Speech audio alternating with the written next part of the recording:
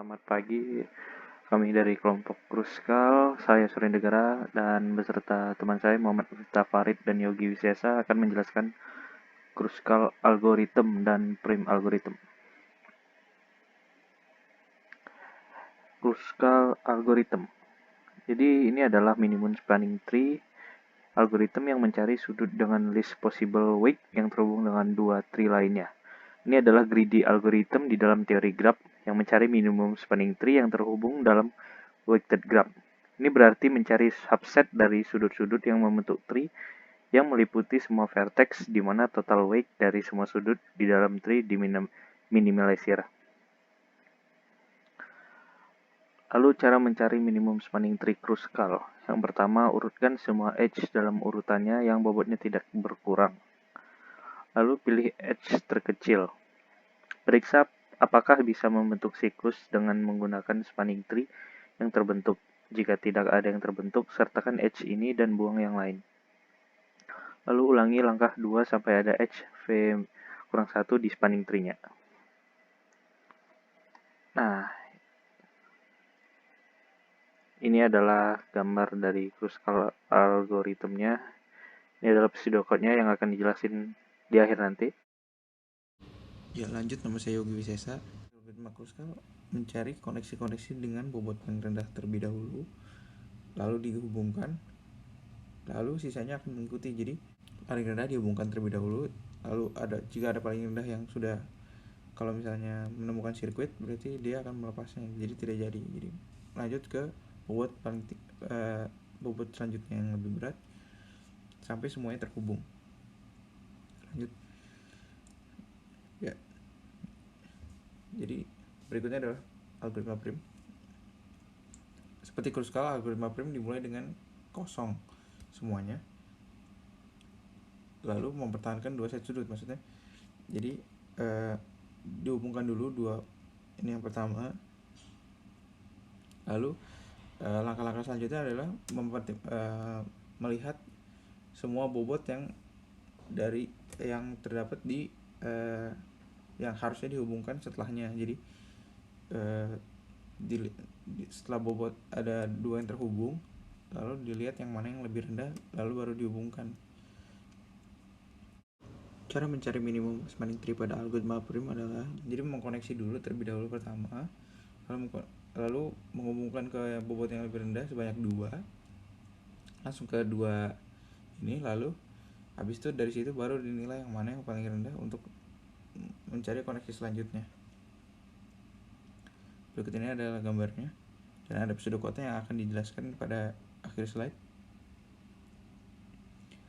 Jadi misalnya di sini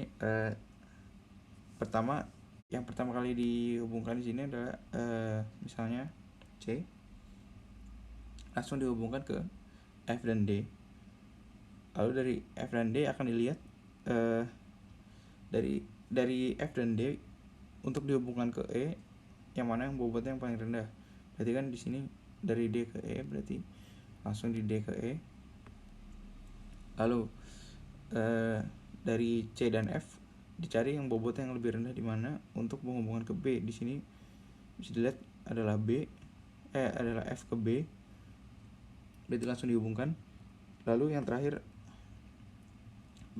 gimana dari F dan B, yang mana yang bobotnya lebih rendah untuk menghubungkan ke A. Jadi di sini bisa dilihat F ke A lebih rendah, jadi langsung F ke A. Seperti itu caranya. Nah, di sini adalah animasi untuk prim algorithm. Di sini bisa lihat 0 dihubungkan ke 2, langsung 2 lebih rendah daripada 3, jadi langsung ke 2 hubungkan. Lalu dilihat dari 2 ini untuk ke 1 yang mana lebih rendah, ternyata lebih 3 lebih rendah. Dari 1 ini untuk ke 1 yang paling bawah, yang mana lebih rendah, ternyata dari 1 yang tengah menuju ke bawah lebih rendah. Lalu untuk yang paling atas gimana, yang mana yang lebih rendah dari 3 ataupun dari yang 1 tengah kanan. Nah ternyata sama saja, jadi yang mana saja bisa, seperti itu. Oke, jadi pada bagian kali ini saya Muhammad Farid akan menjelaskan perbedaan dari algoritma prim dan Kruskal, di mana untuk membuat sebuah minimum spanning tree jadi si prim algoritma ini dapat memulai dari vertex mana saja yang terdapat di dalam graf, sedangkan pada Kruskal algoritma dia itu hanya boleh memulai dari vertex yang memuat berat minimum yang ada di dalam grafik. Nah, untuk si prim algoritma juga, dia ini dibolehkan untuk melintasi satu simpul lebih dari satu kali untuk mendapatkan jarak minimum. Sedangkan si Kruskal algoritma ini hanya boleh melintasi satu node hanya sekali. Untuk kompleksitas waktu dari algoritma prima ini sendiri, jadi kompleksitas waktunya itu adalah big O dengan notasinya V kuadrat, dengan V itu adalah si vertex atau jumlah simpul. Untuk si Kruskal, big O dengan notasi log V, dimana sama V itu adalah vertex yang merupakan jumlah simpul. Nah, dimana si algoritma prima ini berjalan lebih cepat pada grafik yang padat, sedangkan algoritma Kruskal berjalan lebih cepat di grafik yang tidak padat, seperti itu. Nah, next, bisa kalian lihat ini adalah pseudocode dari bagaimana mencari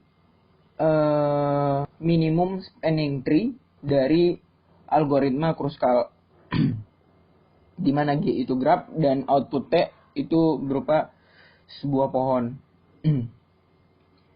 Nah, kita deklarasikan I, P, Q, U, dan V adalah sebuah integer. Kemudian algoritmanya kita asumsi semua sisi graf itu sudah diurut ascending berdasarkan bobotnya. T itu seperti yang saya bilang output. Kemudian kita buat sebuah perulangan di mana akan berulang selama jumlah sisi T itu kurang dari N kurang 1. Maka akan dilakukan pemilihan sisi dari E yang bobotnya terkecil. Jika sisi U, V itu tidak membentuk sebuah siklus atau sebuah sudut di T, maka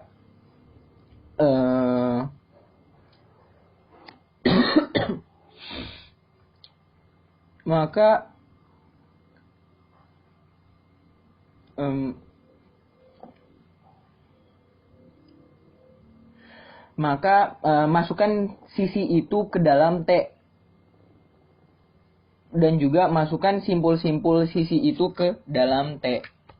Nah, kemudian itu bakalan terus berulang hingga menghasilkan sebuah pohon minimum berdasarkan itu.